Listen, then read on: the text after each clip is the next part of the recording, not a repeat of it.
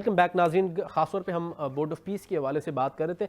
Miss Faiza, board of peace के हवाले से अब क्या कहना चाहेंगी कि जिस तरीके से इसकी मेंबरशिप के हवाले से और इसमें फ़ाइनेंशियल कंट्रीब्यूशंस हो रही थी और एक ये चीज़ कही जा रही थी कि डोनाल्ड ट्रंप जो है इसको पीस के लिए तो बनाना चाहते हैं, उसके साथ साथ यूनाइटेड नेशन के मुतबादिल लाना चाहते हैं, और अगर उसके साथ साथ अगर वो यूनाइटेड स्टेट्स ऑफ अमेरिका के प्रेसिडेंट ना भी रहे तो वो इस वर्ल्ड के अंदर जो है वो रेलिवेंट रहे, उनकी ये कोशिश थी। क्या वो फिर वो नाकाम रहेगी? साहब ने बड़ी खूबसूरत बात की थी जी कि ये जो पॉलिसीज है ना, इसको अमेरिका की पॉलिसी नहीं, इसको बल्कि डोनाल्ड ट्रंप की पॉलिसी कहना जी चाहिए। जी। उनके अपने जो साबिक जो लोग हैं वो भी हम्म इस वक्त यही बयान दे रहे हैं, हम्म और माजरत के साथ जैसे ब्रिगेडियर साहब ने कहा कि क्या वहाँ अमेरिका के जो सलामती कौंसिल के या जो उनके अपने व्हाइट हाउस के जो इर्द गिर्द जो उनके अपने मुशीर हैं, क्या हम्म ये सिर्फ एक अकेले आदमी की मंशा पे हुआ? हम्म इस वक्त अमेरिका के अंदर हम्म उनके अपने ही लोग ये सवाल पूछ रहे हैं कि क्या ये जंग अमेरिका को करनी चाहिए थी? हम्म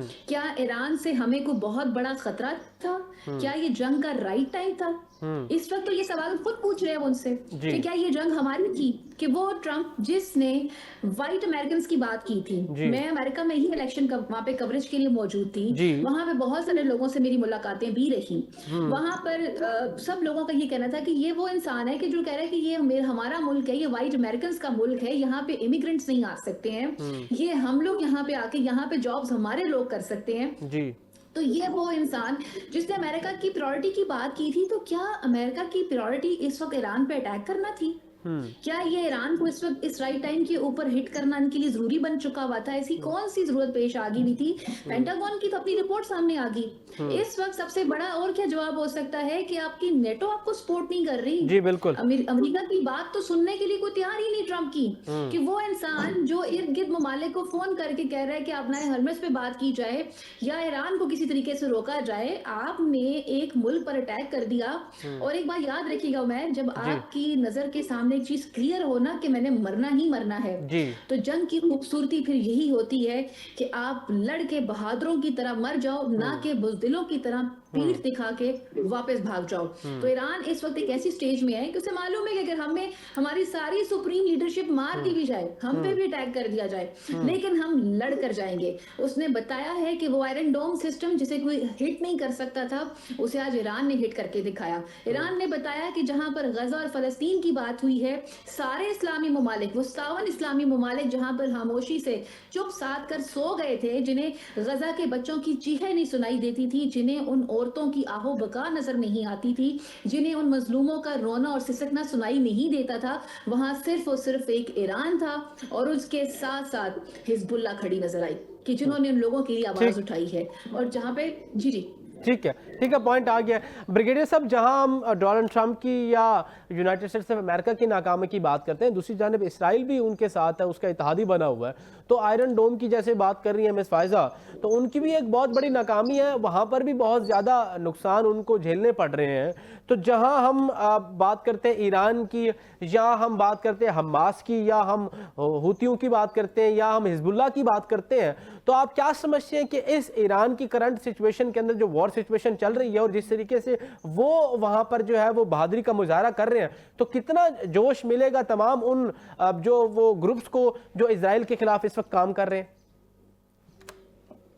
देखिए जी, इसमें तो कोई शक नहीं है कि इसराइल की हैसियत इस इलाके के अंदर अमेरिका और उसके इत्तेहादियों की के गुमाश्ते की हैसियत है, जी जो यहाँ पे बिठाया गया दूसरी जंग अजीम जीतने वालों के जोर के नीचे, जी और वो उसको मजबूत देखना चाहते हैं। उसको कोई थ्रेट नहीं होना चाहिए, बल्कि उसको वसी करना चाहते हैं। ग्रेटर इसराइल का एक प्लान है, और ये प्लान कोई नया नहीं है।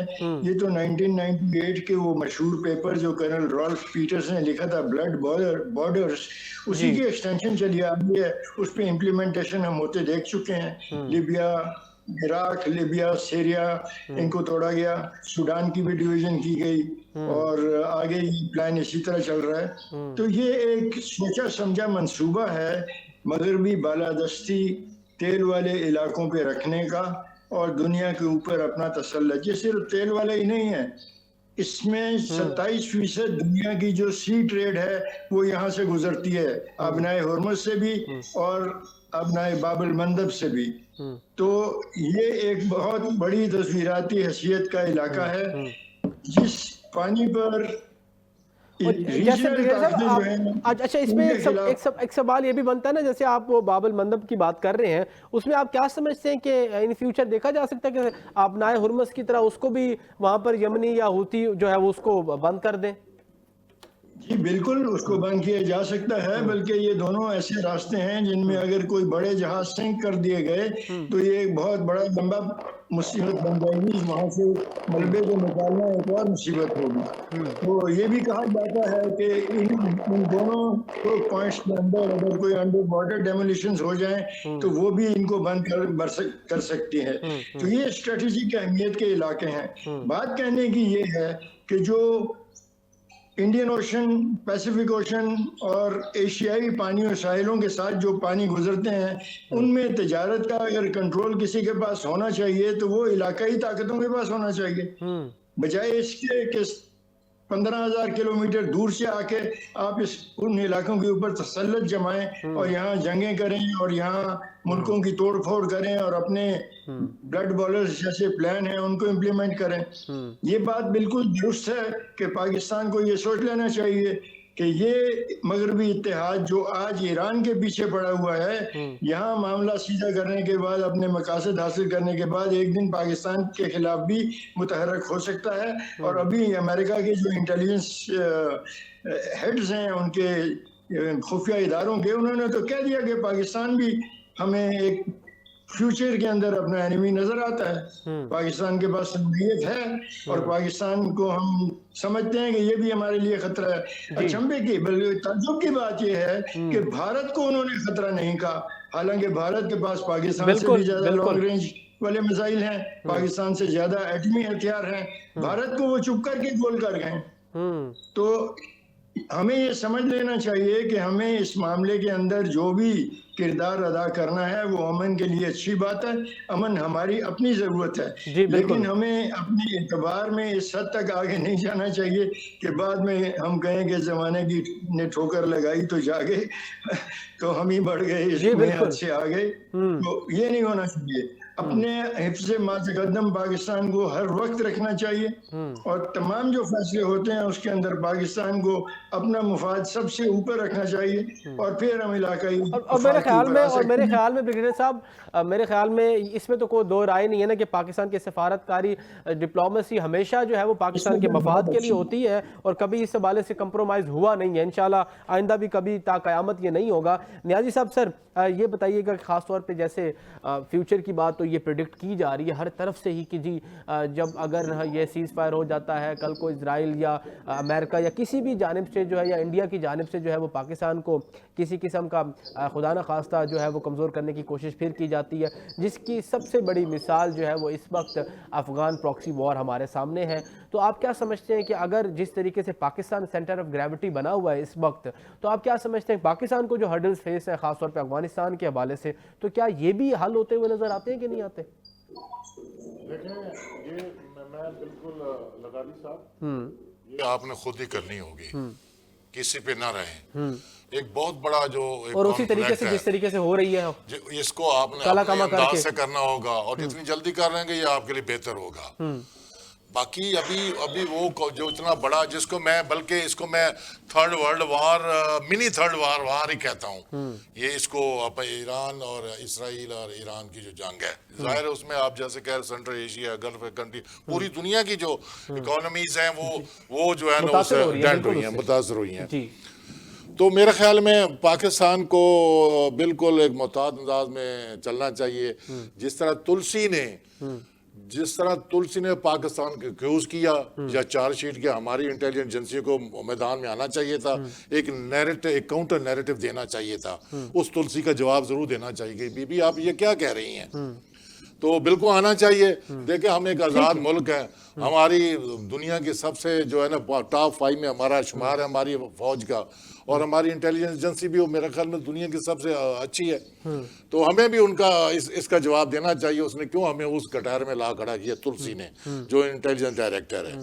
तो आपने अपने मामलात करने होंगे, आपने अपनी डिप्लोमेसी, मुझे मालूम है कि पाकिस्तान बहुत बड़े ब्रेन है, ये बहुत बेहतर अंदाज में काम कर रहे होंगे। तहफ़्फ़ुज़ात है जो आपने सामने रखे हैं और इस पे इंशाल्लाह कोई ना कोई हमारा काउंटर स्टांस आएगा। आखिरी सवाल मिस फायजा, मुझे इस हवाले से आप बता दीजिए कि हमने पहले भी कई प्रोग्रामों के अंदर ये तजिया रखा है और हमारे कई मेहमानों ने ये चीज़ कही है कि या तो एक काम होगा कि अब जो है वो डोनाल्ड ट्रंप एक विक्ट्री डिक्लेयर करेगा सो कॉल्ड, और उसके बाद जो है वो ये सीज़ फायर हो जाएगा, इजराइल अपनी जंग लड़ता रहेगा, डोनाल्ड ट्रंप साइड पे हो जाएंगे वो, क्योंकि उनकी एक मिसकैलकुलेशन थी जो कि सामने आ गई है। और इसके साथ साथ एक जो चाइना के साथ उनकी एक मुलाकात थी, चाइना के साथ एक ऑफिशियल टूर था, उसको पोस्टपोन तो कर दिया गया था, लेकिन वो जो है उसमें ये कहा जा रहा था, बहुत सारे क्रिटिक्स ये कह रहे थे कि उससे पहले विक्ट्री डिक्लेयर हो जाएगी, लेकिन उससे पहले स्टांस तो एक मुज़ाकरात का आ गया है। आप क्या समझते हैं फिल फॉर क्या होने लगा है? फिल फोर तो अभी अगर बात की जाए तो न्यारी साहब की बात बड़ी दुरुस्त थी कि इस वक्त दो बड़े ब्लॉक बन चुके हुए हैं।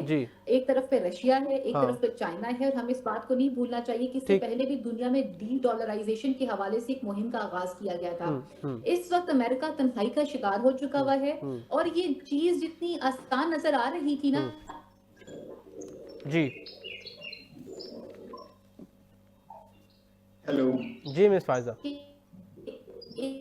अटैक किया जाए इतनी आसानी से की तरफ बढ़ जाएंगे। अभी तो एक शरायतनामा है, अभी तो वो कहते हैं ना कि अभी तो आगाज़ मोहब्बत है, अंजाम मोहब्बत क्या होगा, अभी तो आगाज हुआ है, अभी तो मुज़ाकरात होने हैं। और आप क्या समझते हैं कि एक सुपर पावर क्या वो इस धचके को बर्दाश्त कर सकती है कि जिसने पूरी दुनिया पे अपना असलहा सेल किया है, जिसने पूरी दुनिया के ऊपर अपना एक टेरर बना के रखा हुआ था कि वी आर सुपर पावर्स, हम पे कोई अटैक नहीं कर सकता।